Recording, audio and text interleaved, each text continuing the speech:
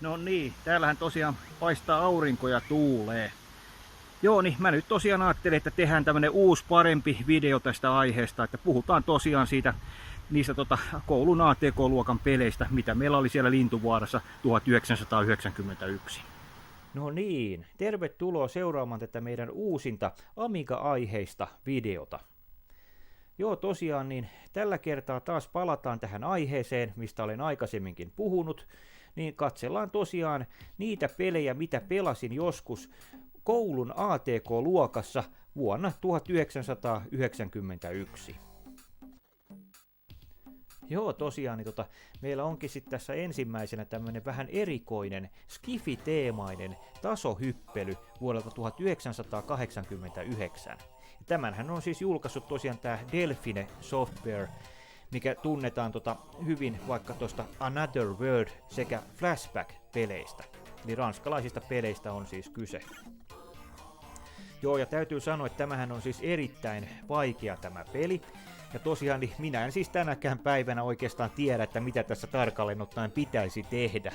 Että tosiaan niin hyvinhän sen koulukaveri silloin sanoi siellä ATK-luokassa, että ei hänkään osaa tätä peliä, mutta hän pelaa ihan tämän musiikin takia tätä näin.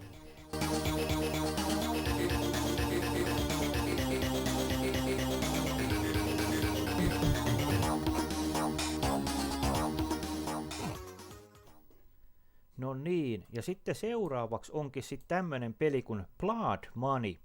Ja tämän on tosiaan julkaissut Psygnosis vuonna 1989. Joo, ja tosiaan niin ihan ensimmäisenä sanottakoon, niin kun tämän pelin käynnisti, niin tämä alkuanimaatio, niin tämä oli jotenkin aivan niin kuin mielen räjäyttävää, että mä en ollut niin kuin nähnyt noin huiman hienoa grafiikkaa niin kuin missään niihin aikoihin, että tuo oli aivan niin kuin jotain huimaa. Niin tässähän on sillä tavalla, että tässä on tämmönen skifi-teema ja tää on niinku tämmönen räiskintäpeli yksinkertaisesti sanottuna. Ja tässähän sitten niinku, kun valitaan 4 eri tehtävästä, niin niissä jokaisessa on sitten oma tommonen kulkuneuvo, millä mennään. Että vaikka tässä niinku tehtävässä, mikä nyt tässä näkyy, niin niin kuin me lapsena vaan sanottiin, että mikä se oli se peli, missä mennään oranssilla helikopterilla sisällä. Joo, tosiaan, että tässä niinku, onko tämä nyt joku Q-tukikohta sitten, niin täällä sitten mennään tämmöisellä oranssilla helikopterilla sitten. Joo, ja sitten tässä on sillä tavalla, että tässä voi ostaa noita lisäaseistusta sun muuta sitten tuollaisista kaupoista, mihin voi sitten tuossa pysähtyä. Ja sanottakoon vaan, että tämä peli on kyllä erittäin vaikea. Joo, ja sitten tosiaan meillähän oli siellä koulun ATK-luokassa, että siellä oli 2 Amiga 500 ja oliko 3 mikromikkoa ja 2 Macintosh SE-laitetta. Niin, ja sekä Sega SC3000. Joo, tosiaan, niin käytännössähän tässä niin kuin muistellaan sitä aikaa 1990-92, eli karkeasti sanottuna joskus silloin 1991, kun olin siellä Lintuvaaran koulussa. Ja meillähän oli tosi hieno ATK-luokka siellä, että käydään sitä pikkasen sille ilmansuuntien mukaan läpi. Okei, no sanotaan, että tällä pohjoisseinällä, niin siellähän ei ollut ollenkaan näitä ATK-pöytiä, eli siellä ei ollut mitään. Mutta sitten itäseinällä, no siellähän oli nämä 2 Amiga 500 laitetta, ja niitähän tässä nyt pääasiassa ollaan tavallaan muisteltukin, kun puhutaan näistä peleistä. Ja sillä samalla pöydällä oli myös Commodore 64 C-laite, missä sitten oli kytkettynä tämmönen opetushallituksen puhemoduuli, ja muistan hyvin, kun sillä tehtiin niitä hassuja matematiikan harjoituksia sun muuta, kun se mölisi sitten se puhesyntetisaattori siinä. Ja sitten samalla pöydällä oli myös tämmönen Sega SC3000 tietokone, ja opettajan mukaan koulu oli jostain sen voittanut aikoinaan. Ja sitten tosiaan eteläseinällä, niin siellä olikin sitten, se oli niinku ikkunoihin päin sitten se eteläinen ATK-pöytä, ja siinä oli sitten 2 tämmöistä niinku Macintosh SE-laitetta. Ja sitten tosiaan länsiseinällä, niin siellä oli 2 tai 3 mikromikkotietokonetta, missä oli semmoinen oranssi-musta näyttö. Niin muistelen, että niillä jotain harjoituksia tehtiin, mutta en muista, että niillä olisi pelattu koskaan. Eli tällaisia laitteita minä muistan sieltä Lintuvaaran koulun ATK-luokasta.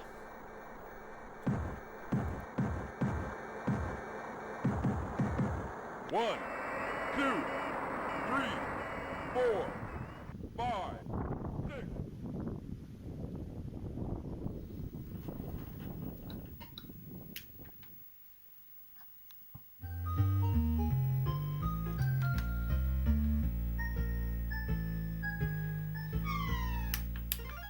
No niin, ja seuraavaksi on sitten vuorossa mikäs muu kuin Rainbow Islands.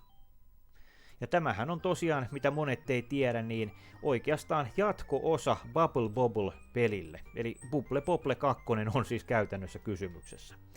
Eli tässähän tosiaan nämä pojat Bub ja Bob, niin nehän on ne oikeastaan ne samat lohikäärmeet siitä Bubble Bobblesta sitten, mitkä on nyt taas ihmisasussaan. Joo, ja tosiaan niin täytyy sanoa, niin tämä Amiga-versio, niin tämähän siis äkkiseltään katsottuna, niin tämähän näyttää ihan kuin pelaisi sitä kolikkopeliä. Eli siis tämä pelaa hyvin, kuulostaa hyvältä ja näyttää hyvältä. Mutta sitten niihin ongelmiin. Niin ne ongelmat, mitä tässä on, niin on sellaisia, että tämähän ei oikeastaan kuin ole koko versio pelistä, että tästä puuttuu leveleitä. Että tosiaan niin tämä sitten tarkoittaa käytännössä myös sitä, eli tässä ei voi saada sitä parasta mahdollista hyvää loppua sitten ollenkaan. Mutta tietyssä mielessä, jos ajattelee, niin eihän se maailma nyt oikeastaan siihen kaadu, ja pelaako kukaan tätä joka kerta niin kuin ihan sinne läpi asti muutenkaan. Eli onhan tätä siitä huolimatta tosi kiva pelata tällä Amigalla, ja tämähän on tosi hyvä peli kyllä kaikesta huolimatta. Mutta jos haluaa vaikka niin kuin sellaista täydellistä versiota, melko täydellistä versiota tästä pelata, niin se oli melkein sille PC Engine-konsolin CD-asemalle, kun sellaisen sitten sai Japanissa.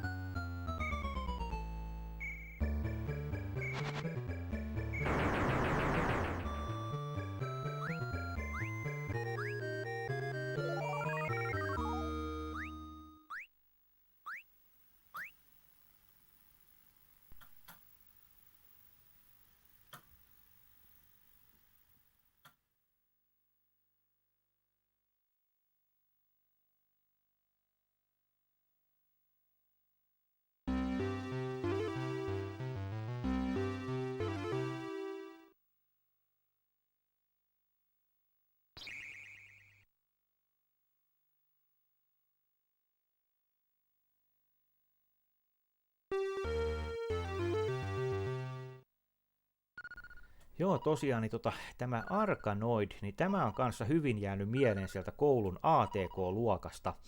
Niin tosiaan niin tämähän on siis julkaistu Amigalle vuonna 1987.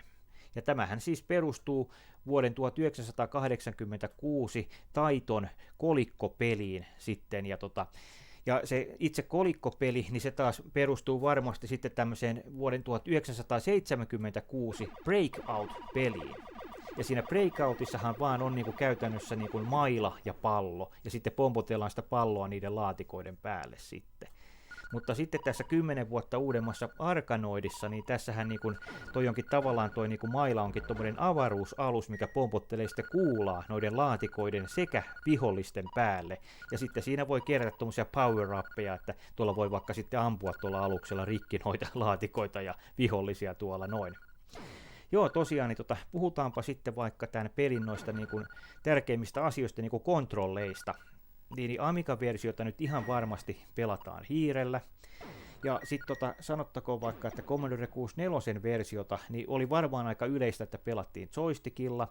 Ja sitten jos sattui sellaiset paddle-ohjaimet löytymään, niin sitähän pystyi niillä paddleillakin pelaamaan.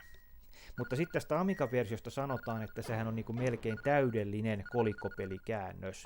Että tietysti siinä kolikkopelissähän oli pystykuvanäyttö sillä tavalla, että minkä tästä vähän niinku voi arvatakin. Joo, ja sitten tosiaan, niin mikä tässä nyt on oikeastaan aika hauskaa, niin mehän pelattiin itse asiassa tätä Macintosh SE-laitteella siellä koulussa. Katsotaankin pätkä niistä.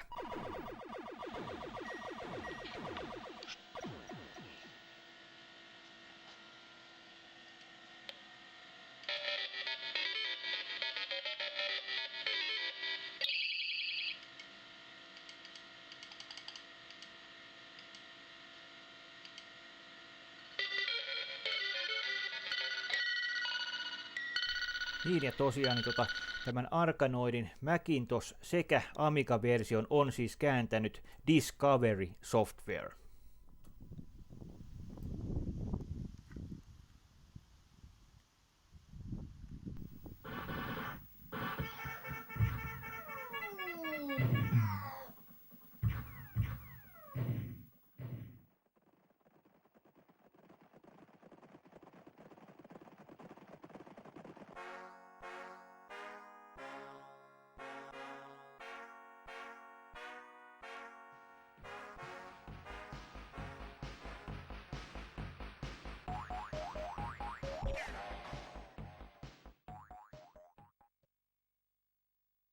No niin, ja sitten seuraavaksi onkin sitten vuorossa tämmöinen oikeastaan aika niin kuin mielenkiintoinen tapaus.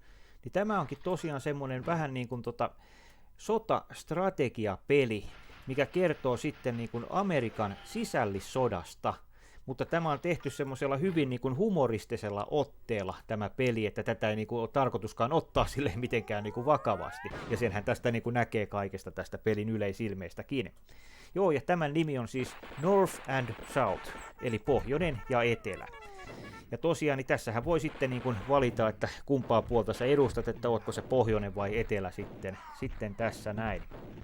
Eli tässä on myös tämmöisiä vähän niin kuin voisi sanoa niin kuin minipelejä sitten, mitä täytyy niin kuin pelata. Että täytyy sanoa, että tämä on vähän semmoinen, että mä en oikein niin kuin keksi tästä silleen oikein niin kuin nyt fiksua sanottavaa muuta kuin, että sanon vaan, että mulla oli esimerkiksi yksi semmoinen niin kuin luokkakaveri, mikä oikein paljon tykkäsi tästä pelistä, ja kyllä ne pojat tätä niin kuin hyvin paljon pelasi sitten siellä meidän siellä ATK-luokassa, ja he sitten niin kuin puoliväkisin sitten opettivat minullekin tätä näin, että minunkin pitää pelata tätä, ja kyllähän me sitten sanotaan, että kun oltiin siellä niin kuin sanotaan, kun se vuoden vaikka jo tätä harjoitellut, niin kyllähän mä sitten pelasin jo tosi hyvin tätä, että muista, että meillä oli kovia matseja tässä näin sitten, että tosi kiva peli kuitenkin tämäkin.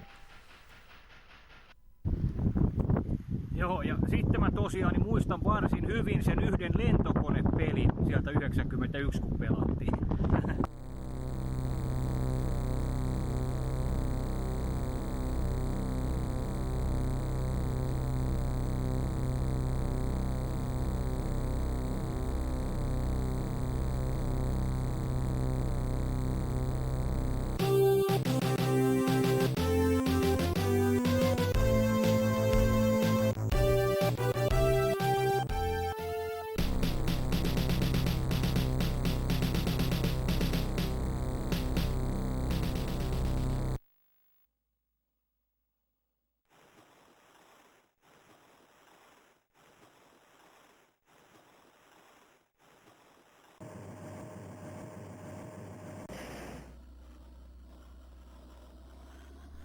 Joo, tosiaan, niin tässä onkin sitten semmonen lentokonepeli kuin Wings of Fury. Ja tämähän siis sijoittuu tosiaan toiseen maailmansotaan. Eli tässä siis ohjataan tuollaista amerikkalaista lentokonetta, minkä sitten pitää pommittaa noita japanilaisia kohteita. Joo, tosiaan, niin tämä oli sillä tavalla, että koulukaverihan joutui laittamaan niin kuin melkein puoliväkisin mut tätäkin pelaamaan, että mä suostuin edes opettelemaan tätä, että kun tämä niin kuin vaikutti silleen, siellä valkoisella kakkosella kun pelattiin, niin tämä tuntui jotenkin, että ei tästä niin kuin meinannut tulla mitään, että se kone oli niin kuin ihan koko ajan siellä meressä, että kun mä en meinannut saada ilmaan sitä, että no eihän se edes ole vaikeaa, mutta kun sen oppii, niin sehän onnistuu. Niin.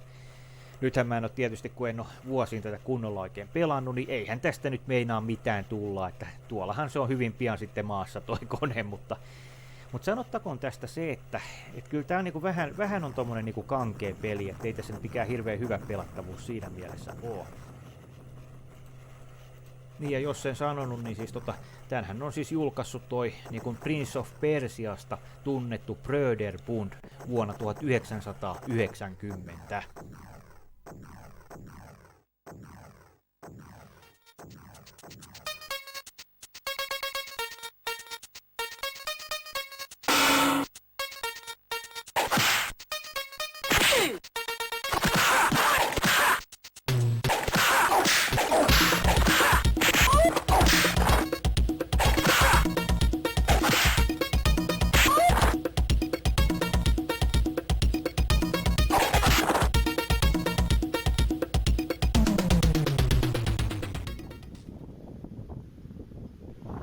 Joo, tosiaan, niin mullahan oli siellä lapsena niin Commodore 128 sekä Sega Master System.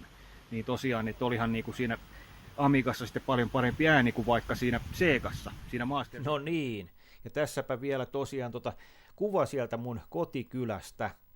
Joo, tosiaan niin tuolla silloin kun mä asuin, niin siihen aikaan niin mullahan oli tosiaan Sega Master System pelikonsoli.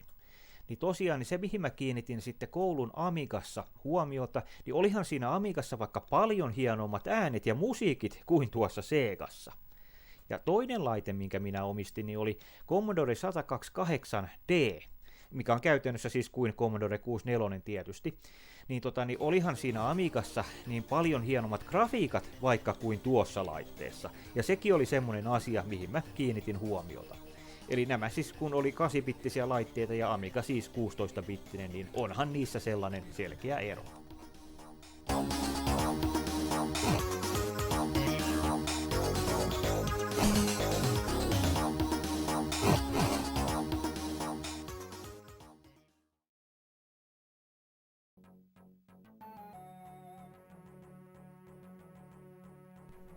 Joo, ja sitten seuraavaksi on vuorossa tämmönen kuin Strider. Ja tämä siis perustuu tosiaan Capcomin 1989 julkaisemaan kolikkopeliin. Ja tästä Amiga-käännöksestä hän vastaa tämmönen firma kuin Tiertex. Joo, tosiaan niin täytyy sanoa, että siis tää Amiga-käännös, niin tää on ensinnäkin tää on kyllä ihan järkyttävän huono. Joo, ja sitten tuosta niinku pelin taustoista, niin tässä ohjataan tuommoista Strider Hiryu-nimistä miestä, ketä sitten huitelee tuommoisella plasmamiakalla sitten noita pahiksia hengiltä. Ja tosiaan, että sitten olisi niinku tarkoitus tosiaan niinku kukistaa paha hallitsija nimeltä Meijo. Mutta sitten tosiaan mennään näihin Amiga-version ongelmiin. No ensinnäkin, että tästä kuulemma puuttuu viimeinen leveli kokonaan, ja sitten niin kuin sen myötä myös sitten kuitenkin se loppuvastus. Eli tää on niin kuin jotain siis aivan niin kuin järkyttävän kauheeta, toisin sanoen. Niin että on niinku grafiikka tässä on niinku silleen minimaalista, että tässä niinku sanotaan kolikkopelissä, niin siinä oli vaikka niinku tosi hienoja maisemia, joskus tuli vaikka joku niinku, että mentiin jossain lumisessa vuoristossa vaikkapa ja kaikkea, niin tässä kun puuttuu tosiaan tuo taustagrafiikka melkein kokonaan, niin eipä tästä pelistä ole niinku hirveästi mitään tässä jäljellä. Ja sitten tosiaan tämä vieritys ja pelattavuus ylipäätänsä, niin se on niinku ihan hirveän kankeeta, että on niinku tosi huonosti onnistunut käännös. Ja sitten niin tässä jostain syystä toi niinku ekan levelin musiikki soi sitten joka levelissä. Että tähän periaatteessa niin ei silleen oikeastaan voi suositella oikein kenellekään, kun tämä on niin huonolaatuinen. Mutta täytyy sanoa, että vaikka se Sega Mega Driven versio, niin sehän oli aivan upea, ja olihan se Segan itsensä kääntämä se versio, niin se oli kyllä niinku todella upea. Mutta tämmönen peli tosiaan oli siellä meidän ATK-luokassa.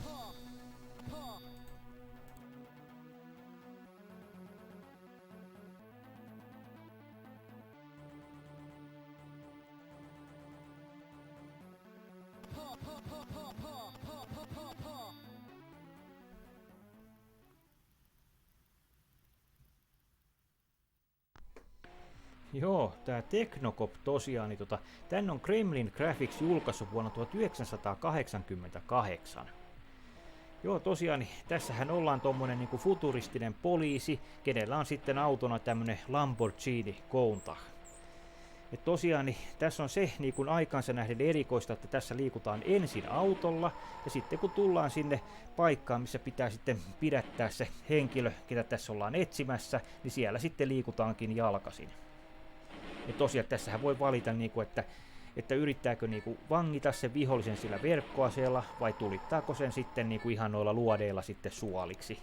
Ja tässähän tosiaan, että tämähän on hyvin väkivaltainen ja siis väkivallastahan tämä peli just muistetaan, että noihän hajoaa tosi raaan näköisesti noi viholliset, kun niitä tulittaa. Niin. Joo, ja muistan tosiaan, niin siellä koulussa sitten niin oppilaat jopa piirteli näitä Technocop-aiheisia kuvia sitten siellä, mä muistan, ja eihän me oltaisi mitään lupaa saatu pelata tällaista peliä, että joku oppilas oli vaan sinne tuonut just omia pelejä, että just se Strider ja tämä Technocop, niin ne oli just joidenkin oppilaiden itse tuomia pelejä, että Että ei voi sanoa, että taas mikään niinku hyvä peli, mutta tosiaan, että jäänyt vaan niinku just tämän väkivaltaisuuden takia esimerkiksi niinku tosi hyvin mieleen niiltä ajoilta, että tämmöistä siellä valitettavasti joskus pelattiin sitten.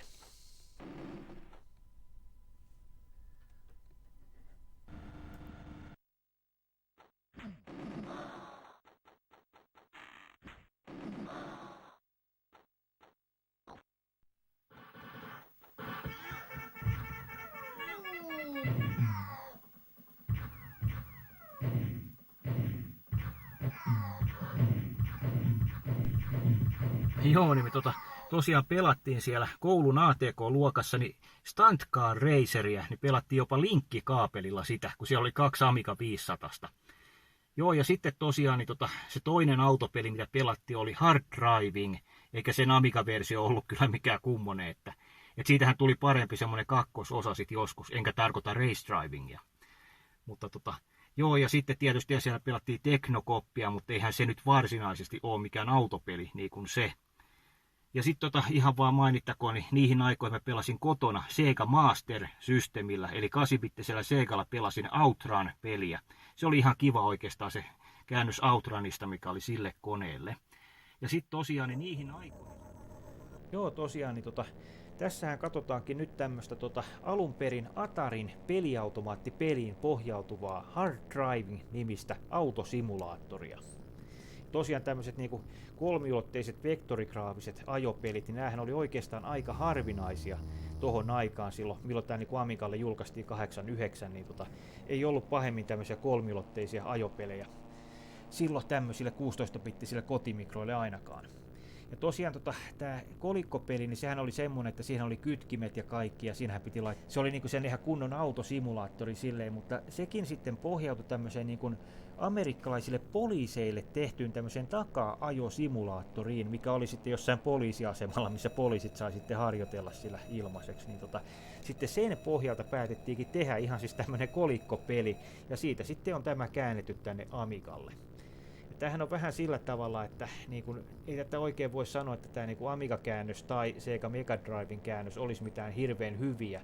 Että ne on siinä tietyssä mielessä, että on se hieno, että on näinkään hieno tästä saatu aikaiseksi, mutta että kyllähän monet lehdet tämän Amiga-versionkin että arvosteli aika korkealle, että varmaan just se, että kun se 3D-grafiikka itsessään oli niin erikoista. Mutta on tätä kyllä tosi hankala ja kankea pelata kyllä millään Amigalla, että tässä hiirellä itse tätä yritän pelata, että on kyllä on vähän sille, että ei kuulu näille mun mielestä varhaisille 16-bittisille koneille kyllä tällaista.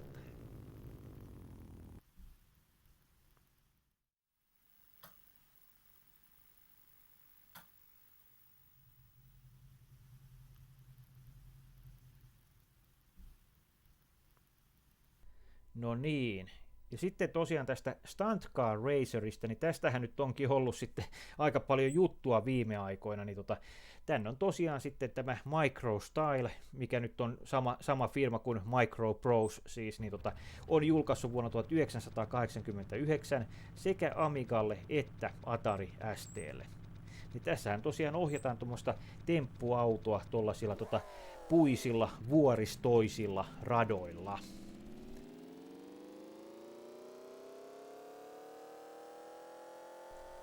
Et se oli varsinkin, kun ajattelee, kun olin itse pieni poika silloin, niin sehän näytti aivan huikealta joku tämmöinen peli lapsen silmiin tietysti.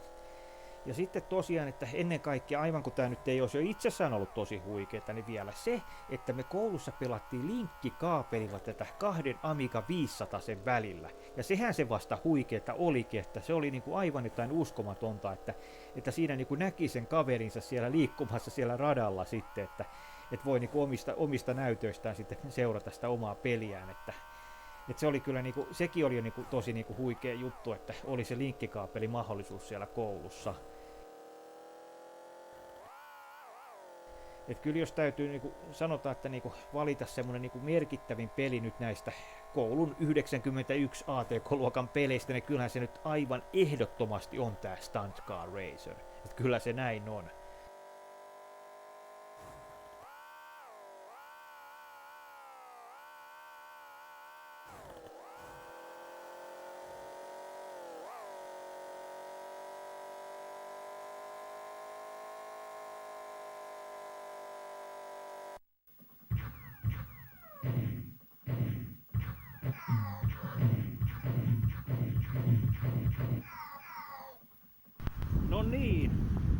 Joo, täällä vähän tuulee tosiaan täällä harjulla.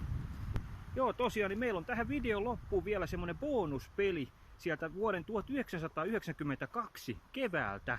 Eli silloin tosiaan olin vielä totta kai siinä samassa koulussa ja meillähän ei tätä peliä ollut siellä koulussa, mutta tämä liittyy kyllä oleellisesti siihen aikaan ja tietysti Amiga-laitteisiin.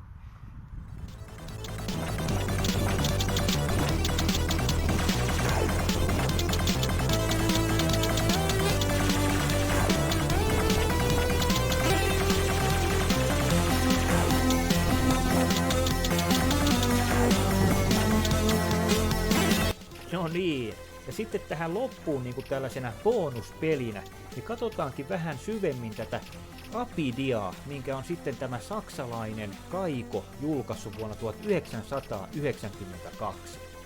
Eli tää on tosiaan silloin 92 keväällä julkaistu, milloin itse olin vielä siellä Lintuvaaran koulussa, mutta eihän me tätä siellä koulussa pelattu. Mutta mun mielestä tämän pelin tää koko sielu, kun on niin täysin sitä Amigaa kuin voi olla, niin kyllä se nyt tähän videoon kuuluu aivan ehdottomasti ihan sen takia. Eli tämän pelin sielu kuuluu sinne Lintuvaaran aikoihin. Sanotaan näin. Joo, tosiaan, niin tässähän on oikeastaan aika erikoinen tarina. Ja tässä tosiaan tommonen nuori mies on muutettu ampiaiseksi, ja sen täytyy ampiaisen muodossa sitten hakea semmonen vastalääke kuoleman sairaalle tyttöystävälleen. Aika moista, eikö olekin? Ja tämähän nyt on ihan perus tämmönen shoot'em-mappi tavallaan. Mutta tosiaan justiinsa sillä erikoisuudella, että tässä ohjataan ampiaista, ettei ohjata avaruusalusta, vaan tämmöstä ötökkää. Tää on semmonen just nimenomaan semmonen peli, mistä tulee todella hyvä fiilis, ja sitten tosta musiikista sit tulee niin semmonen ajan Amiga-fiilis tosi vahvasti, semmonen tosi hyvä fiilis tulee, että miten mä sitä paremmin kuvailisin. Joo, ajattelin tälleen ihan hyvän fiiliksen pohjalta tähän bonuspeliksi tähän loppuun vielä, että katsottiin tätä näin tässä, mutta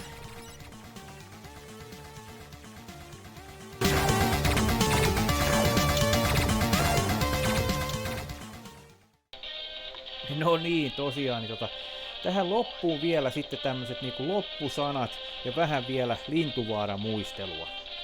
Joo, tosiaan, niin siellä Lintuvaaran koulussa, niin siellä oli kyllä tosi hieno silloin lapsena käydä ala-astetta, että se oli semmoinen luonnonläheinen paikka, että siinä oli semmoinen iso metsä vieressä ja siellä oli semmoiset hienot kalliot ja me leikittiin siellä ties mitä sotaleikkiä sun muuta ja taisipa siellä isot pojat käydä joskus tupakalla, muistan tämmösen. Eihän me sinne oltaisi saatu mennä, mutta mehän nyt mentiin sinne opettajalta salaa.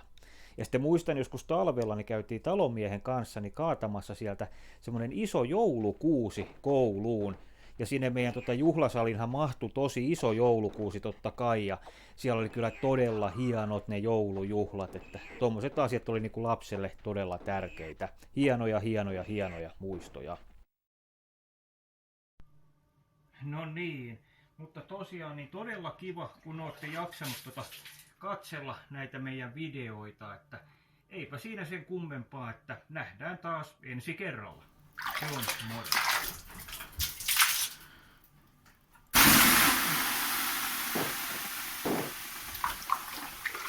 Prepare to die.